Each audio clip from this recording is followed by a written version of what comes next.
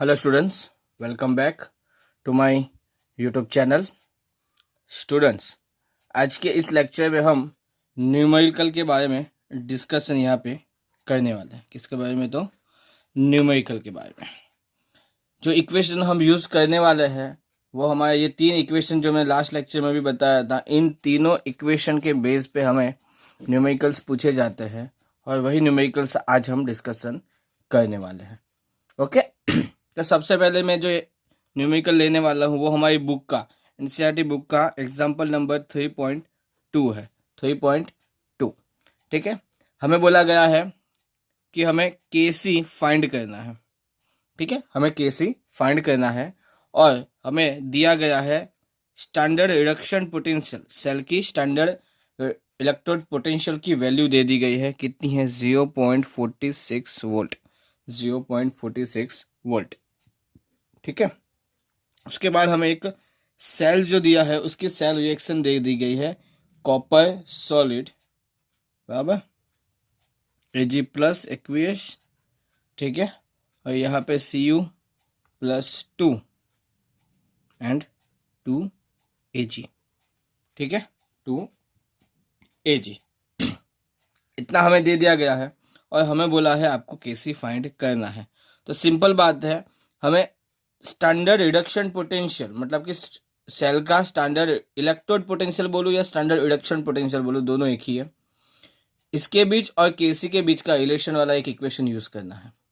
तो यहाँ पे हम देख सकते हैं कि जो ये इक्वेशन है उसमें हमारे पास इलेक्ट्रोड सेल भी दिया गया है, केसी भी दिया गया है, ठीक है। तो ये इक्वेशन का अगर हम यूज करेंगे तो हमें हमारी जो केसी है उसका वैल्यू हमें बहुत इजी तरीके से मिल जाएगा। बात आती है एन की। हमारे पास जो ये सेल रिएक्शन है उसमें एन की वैल्यू कितनी है? तो मैं बता दूं कि यहाँ पे एन की वैल्यू है 2। देखो ये कैसे आती है वो थोड़ा बहुत आपको ऑक्सीडेशन हाफ सेल और reduction of half cell, oxidation and reduction half cell है वो लिखना आना चाहिए। यहाँ पे हमें पता है कि कॉपर+2 में गया तो हम सिंपल इस तरीके से लिखेंगे, कॉपर का कन्वर्जन हुआ है कॉपर+2 में, ठीक है। 2 इलेक्ट्रॉन उसने लूज की है क्योंकि ऑक्सीडेशन हुआ है कॉपर का। यहाँ पे Ag का रिडक्शन हुआ है, Ag ने 1 इलेक्ट्रॉन गेन किया है और Ag+ था तो वो Ag में कन्वर्ट हो गया। और क्योंकि यहाँ पे 2 इलेक्ट्रॉन है, दोनों ही जो रिएक्शन है, ठीक है, उसमें हमें क्या लिखनी होती है? इलेक्ट्रॉन की वैल्यू सेम रखनी होती है। इसलिए इस इक्वेशन को मैं मल्टीप्लाई 2 करूंगा तो 2Ag प्लस 2 इलेक्ट्रॉन। ये मैं लास्ट बार बता रहा हूँ, उसके बाद के किसी भी न्यूमेरिकल में मैं बताने नहीं वाला कि एन की वैल्यू कैसे ढूंढनी है। तो हम देख सकते हैं यहाँ पे एन कितने हैं, मतलब कि इलेक्ट्रॉन कितने हैं? 2। तो हमें पता चलता है कि जो इलेक्ट्रॉन का ट्रांसफर या गेन या लूज हुआ है वो कितने हुए हैं? तो 2 इलेक्ट्रॉन हुए हैं। कितने? तो 2 इलेक्ट्रॉन, ठीक है। ओके। तो अब क्या करना है, हमारे पास ये इक्वेशन हमें रखना है, E cell x equal to 0.059 divided by 2, ठीक है। डिवाइडेड बाई 2 मतलब ये लॉग के सी हमें ढूंढना है। इसकी वैल्यू हमें कितनी दी गई है इस सेल की? 0.46, ठीक है ना। 0.46 हमें दे दी गई है। इसको मैं ऊपर लेके जाऊंगा इंटू 2 करूंगा। ये 0.059 को नीचे लेके आऊंगा तो यहाँ पे 0.059 इज इक्वल टू लॉग आ गया के सी, ठीक है। इसका मैं एंटी लॉग लेने वाला हूँ तो यहाँ पे क्या हो जाएगा? के सी हो जाएगा और यहाँ पे हमें मिलेगा एंटी लॉग ऑफ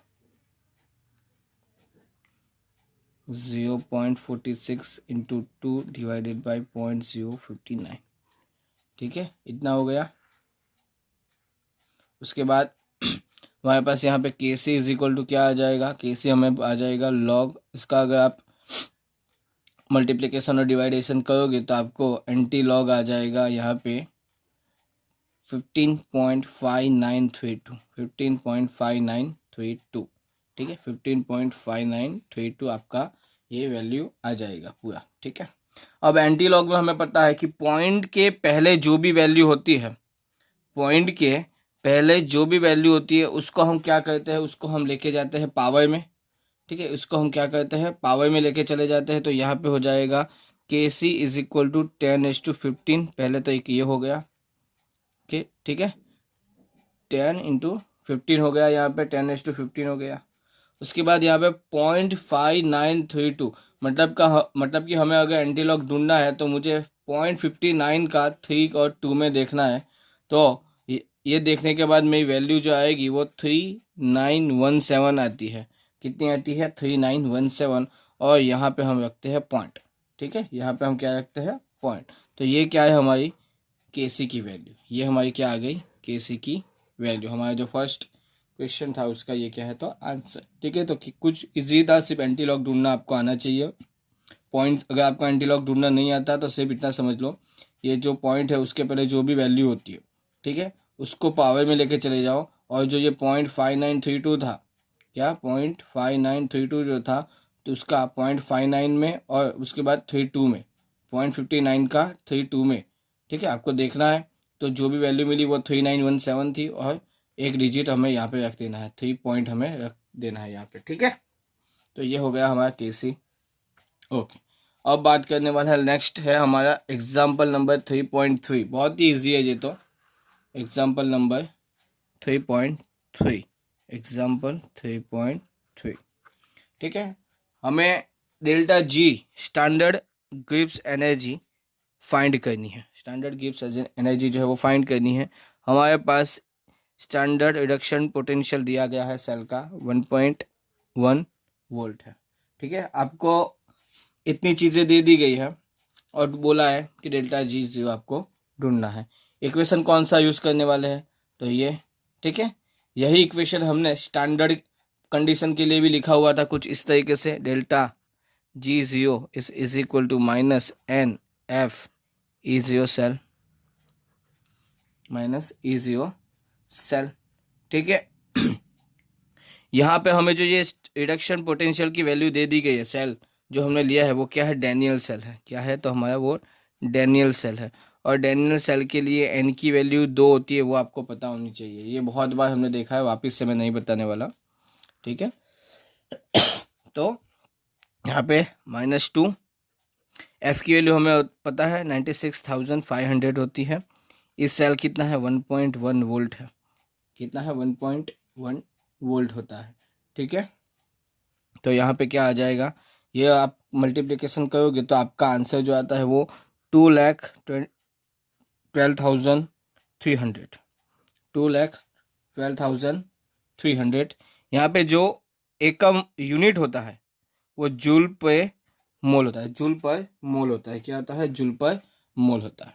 ठीक है, अब ये माइनस में होता है। ठीक है, और इसको मुझे अगर किलो जूल में कन्वर्ट करना है तो -212.300 किलो जूल पर मोल, किलो जूल पर मोल होता है। ये चीज़ आपको पता होनी चाहिए। ये आपका है किसका आंसर? डेल्टा जी जीरो का। बहुत ईजी आंसर था। ठीक है, करना कुछ नहीं था, मल्टीप्लिकेशन करना था। यहाँ पे हमने जो सीखा है वो एक यूनिट, डेल्टा जी जीरो का यूनिट क्या होता है? जूल पर मोल होता है। कैसे? तो यहाँ पे जो ये 96,500 होता है वो कुलम पर मोल होता है। कुलम पर मोल होता है। ठीक है, तो इसका आ जाएगा CV divided by coulomb into volt divided by mole आता है।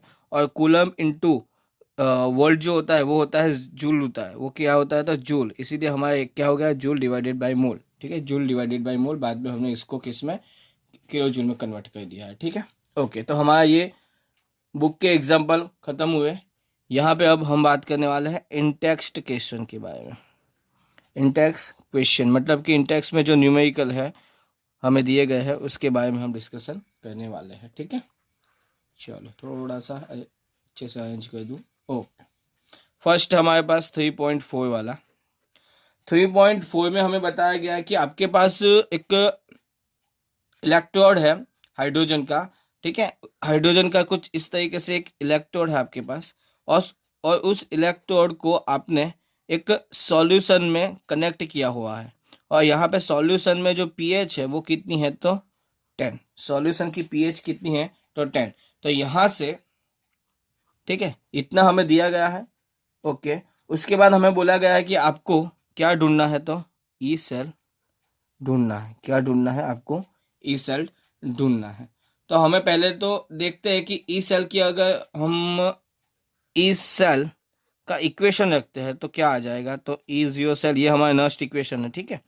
ठीक है, नस्ट इक्वेशन रखने के लिए भी चलो ठीक है रख देते हैं, E cell is equal to 0.059 divided by n log, ठीक है। यहाँ पे क्या है, एनोड होगा और यहाँ पे क्या होगा, तो कैथोड, ठीक है। एनोड या कैथोड, या तो राइट एंड लेफ्ट, वो भी आपको पता होना चाहिए, क्या राइट एंड लेफ्ट, ये भी आपको पता होना चाहिए। अभी यहाँ पे पीएच की वैल्यू 10 दे दी गई, तो हमें पता है minus log of concentration of H plus is equal to 10 होता है, तो log of H plus is equal to -10 होगा।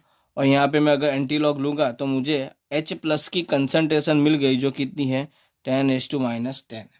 10 क्या है, तो -10। यहाँ पे जो ये हमने सेल बनाया हुआ है, यहाँ पे रिएक्शन क्या होने वाली है, तो H प्लस, यहाँ पे जो H प्लस है इलेक्ट्रोन में चिपक जाने वाला, मतलब कि इलेक्ट्रॉन यहाँ से इलेक्ट्रॉन को क्या करने वाला है, ये H प्लस जो है वो इलेक्ट्रॉन को गेन करके खुद H2 में कन्वर्ट हो जाएंगे, क्योंकि यहाँ पे H2 है तो यहाँ पे 2 और 2 की मतलब कि ये हमने क्या रखे, क्या लिखा है, तो बैलेंस रिएक्शन लिखा हुआ है। ये क्या लिखा हुआ है हमने, बैलेंस रिएक्शन लिखा हुआ है। अगर आपको ये एनोड और कैथोड में थोड़ा बहुत प्रॉब्लम आ रहा है तो इतना समझ लो, right divided by left, right divided by left. Right में क्या है H2 और लेफ्ट में है H प्लस, तो E cell is equal to E0 cell 0.059। यहाँ पे n की वैल्यू कितनी है, 2 है, n की वैल्यू कितनी है यहाँ पे 2, तो डिवाइडेड बाय 2 लॉग, ठीक है। यहाँ पे है concentration of H2 right, left में यहाँ पे है H प्लस, इंटू 2 किया हुआ है तो वो पावर में चला जाएगा। और हमें पता है कि ये जो है गैस में होगा, जैसे कि बात मैंने की थी, जब हमारे पास सॉलिड की कंसंट्रेशन की बात आती है तब हम उसकी कंसंट्रेशन को, मान लो यहाँ पे सॉलिड की कंसंट्रेशन को हम यूनिटी लेते हैं, मतलब कि एक लेते हैं। वैसे ही जब गैस की बात आती है तब हम प्रेशर की बात करने वाले हैं, तब हम क्या करेंगे, प्रेशर की बात, और प्रेशर हम लेने वाले हैं 1 एटमॉस्फेयर, ठीक है। क्या ले लेते हैं, 1 एटमॉस्फेयर। तो यहाँ पे H2 गैस की बात होने वाली है, तो यहाँ पे हमें प्रेशर रखना है उसका कितना, तो 1 एटमॉस्फेयर। तो मतलब कि यहाँ पे जो वैल्यू रखनी है वो कितनी है, 1। वैल्यू यहाँ पे कितनी रखनी है हमें, 1, ठीक है। कंसंट्रेशन यहाँ से हमें मिली हुई है, ओके। अभी हमारे पास E0 सेल नहीं है, तो आपको मैंने बताया था कि अगर आपने हाइड्रोजन इलेक्ट्रोड लिया हुआ है तो उसका आपको अगर ई सेल चाहिए तो वो कितना होगा, 0 होगा। उसका अगर आपको ई सेल चाहिए तो कितना होने वाला है, 0। मतलब कि एक तरीके से एनोड और कैथोड वाला मैं निकालूं, ठीक है, एनोड और कैथोड वाला मैं केस निकाल दूं कुछ इस तरीके से, E0 cell is equal to यहाँ पे कैथोड एंड यहाँ पे एनोड लिखूं तो दोनों की वैल्यू 0 होती है, ठीक है। हाइड्रोजन के रिडक्शन पोटेंशियल की वैल्यू भी 0 होती है और ऑक्सीडेशन पोटेंशियल की वैल्यू भी 0 होती है। इसी वजह से हमें यहाँ पे जो E0 सेल मिलने वाला है वो क्या मिल जाएगा, 0 मिल जाने वाला है, ठीक है। तो यहाँ पे हम 0 वैल्यू रखने वाले हैं, 0.059 डिवाइडेड बाई 2 लॉग, यहाँ पे वैल्यू 1, कंसंट्रेशन कितनी है 10⁻10 का होल स्क्वायर, तो ये कितना, ये 0.059 डिवाइडेड बाई 2 इंटू लॉग, ये 10 इंटू 2 20 हो जाएगा, और ऊपर चला जाएगा तो 10⁻20 हो जाएगा, 10⁻20 हो जाएगा, ठीक है। इसके बाद थोड़ा मैं ठीक कर देता हूँ, ओके। तो 0.059 डिवाइडेड बाई 2 इंटू 20 आ गया। ये अगर इसका मैं लॉग लेता हूँ तो ये यहाँ से 10 गया, 10 का मैं मल्टीप्लिकेशन करूँगा तो 0.9 वोल्ट। तो आपकी ई सेल की वैल्यू कितनी आ गई, 0.59 आपकी क्या आ गई है, ई सेल की वैल्यू क्या आ गई है, तो आपकी ई सेल की वैल्यू आ गई है, ठीक है। चलो नेक्स्ट देखते हैं, थोड़ा मैं अरेंजमेंट ठीक से कर दूँ, ठीक है। ये आपका आ गया, ओके। अब नेक्स्ट 3.5 इंटेक्स का कौन सा है, अभी 3.5 न्यूमेरिकल है हमारे पास करने के लिए। चलो क्या दिया गया है, ओके, हमारे पास एक इक्वेशन दिया गया है कि निकल जो है वो 2Ag प्लस, ठीक है। सेल रिएक्शन है हमारे पास यहाँ पे, ये निकल प्लस से 2 में कन्वर्ट होता है और ये 2Ag में। हमारे पास आयंस की कंसंट्रेशन भी दे दी गई है, 2 × 10⁻³ है, और यहाँ पे निकल +2 की 0.60, ठीक है। वह कंसंट्रेशन दे दी गई। E0 सेल भी दे दिया गया है हमें 1.05 वोल्ट, ठीक है। और बोला गया कि आपको ढूंढना है ई सेल आपको ढूंढना है, ठीक है। नस्ट इक्वेशन, ये जो सेल रिएक्शन है उसके लिए नस्ट इक्वेशन हमें अगर लिखनी है तो मैं क्या लिखूंगा, E cell is equal to E0 cell minus 0.059 divided by n log right में जो भी आयंस है उसको लिखना है हमें पहले, निकल +2, इसकी कंसंट्रेशन को हम 1 मान लेंगे, इसलिए मैं यहाँ पे लिख नहीं है, और यहाँ पे Ag प्लस और उसका होल पावर 2 से मल्टीप्लिकेशन किया है, ठीक है। यहाँ पे आपको पता अभी चल जाना चाहिए n की वैल्यू जो है 2 है।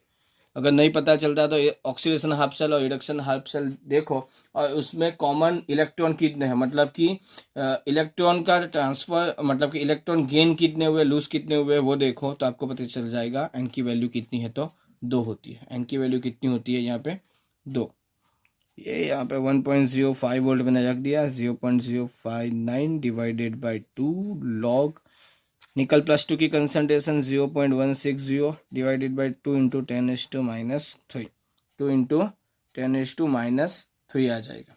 अभी इसको आपको क्या करना है, सिंप्लीफाई करना है, तो 1.05 0.059 डिवाइडेड बाई 2 लॉग, ठीक है। 2 को इससे डिवाइड करोगे, 0.16 को 2 से डिवाइड करोगे तो आपकी वैल्यू आ जाएगी 0.08, और 10⁻³ ऊपर चला जाएगा तो ये हो गया।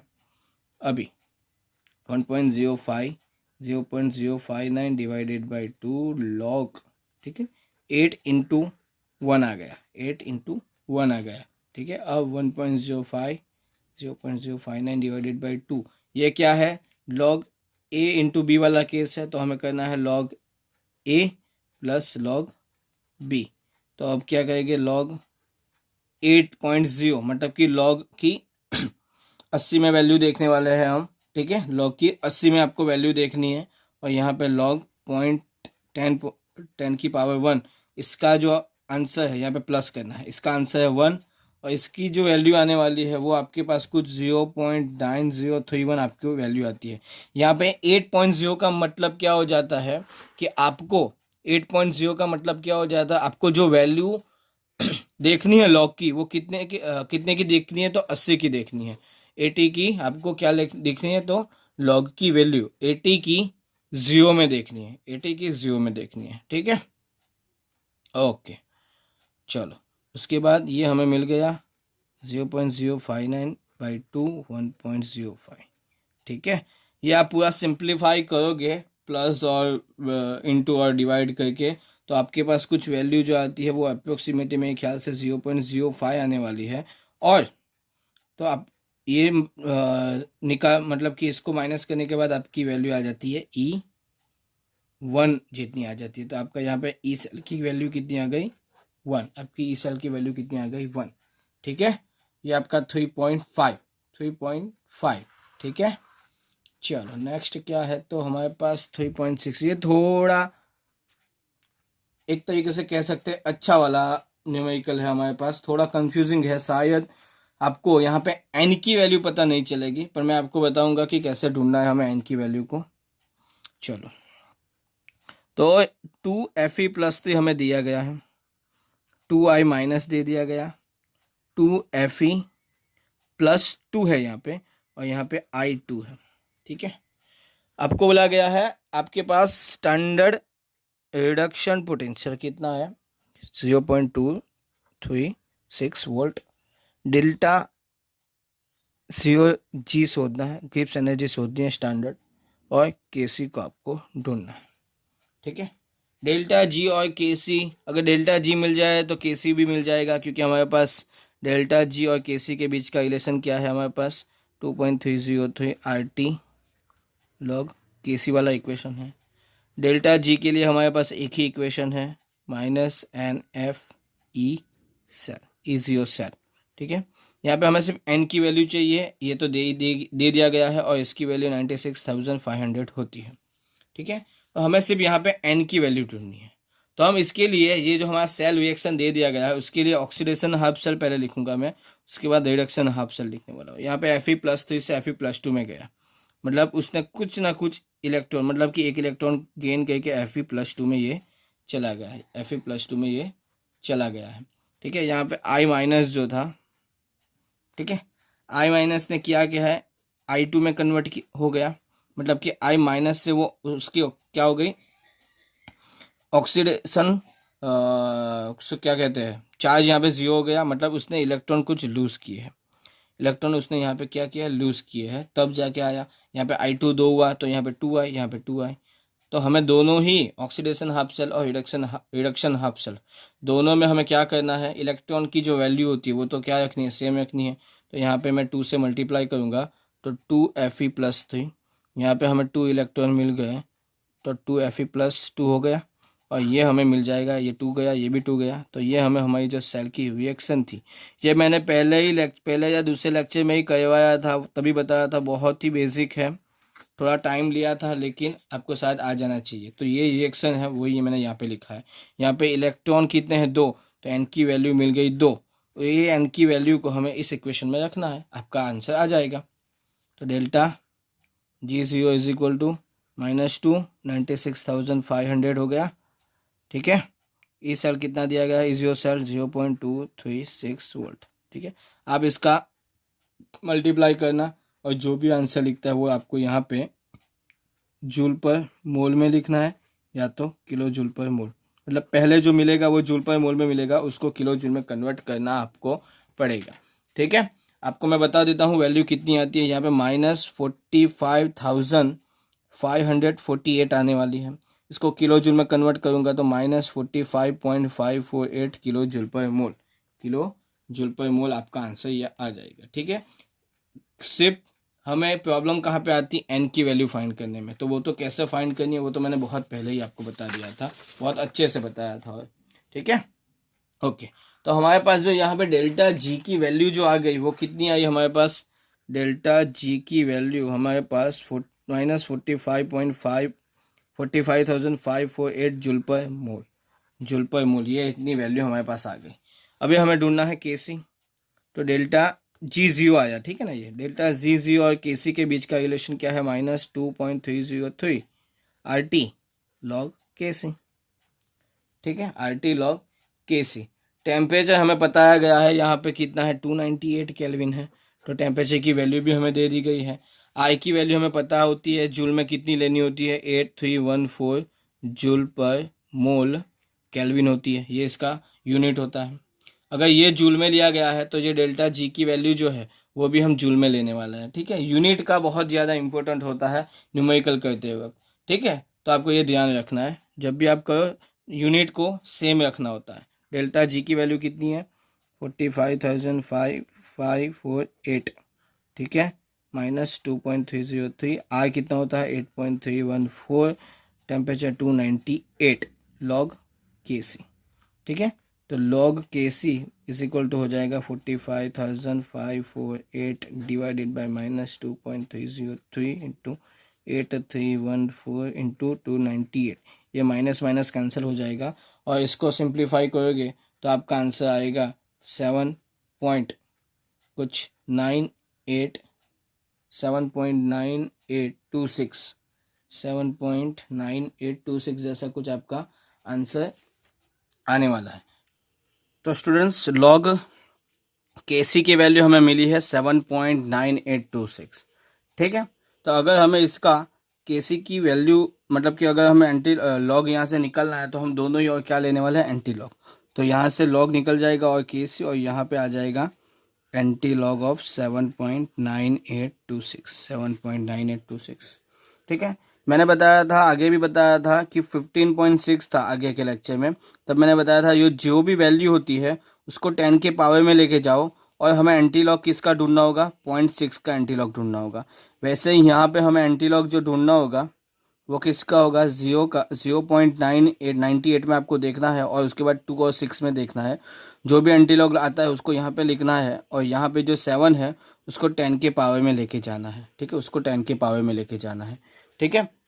यहाँ पे आप जब ये वैल्यू लिखोगे तो आपकी जो भी वैल्यू आती है उसको यहाँ पे लिखना है, और उसको 10⁻7 में लिख देना है। ये क्या है आपकी केसी की वैल्यू। यहाँ पे कुछ 9.6 जैसा आपका कुछ आंसर आएगा, 9.6 इंटू 10⁻7 आपका केसी का आंसर आ जाता है, ठीक है। स्टूडेंट्स, अगर आपको नहीं पता कि अगर यहाँ पे -7.9826 होता तो उसका अगर आपको एंटीलॉग निकालना है तो वो भी मैं एक बार बता देता हूँ कि ये जो वैल्यू है उसमें आपको +1 करना होता है, ठीक है। यहाँ पे ये प्लस वैल्यू थी, देखो अगर ये माइनस होती तो मैं कैसे एंटीलॉग ढूंढता इसका, अगर ये माइनस वैल्यू होती तो ये माइनस जो वैल्यू होती तो उसमें क्या करता कि ये जो पॉइंट से पहले जो ये डिजिट था उसमें जो भी वैल्यू थी उसमें +1 करूँगा और 8 आ जाएगा यहाँ पे, और इसको मैं पावर में लिखूंगा, प्लस में पावर में लिखने वाला हूँ, इसको मैं क्या प्लस में पावर में लिखूंगा। और यहाँ पे अभी हमारे पास क्या था, ये -0.9826 जो था ना उसमें +1 ऐड करूंगा, +1 ऐड करूंगा तो यहाँ पे 1 -0.9826 हो गया, ठीक है।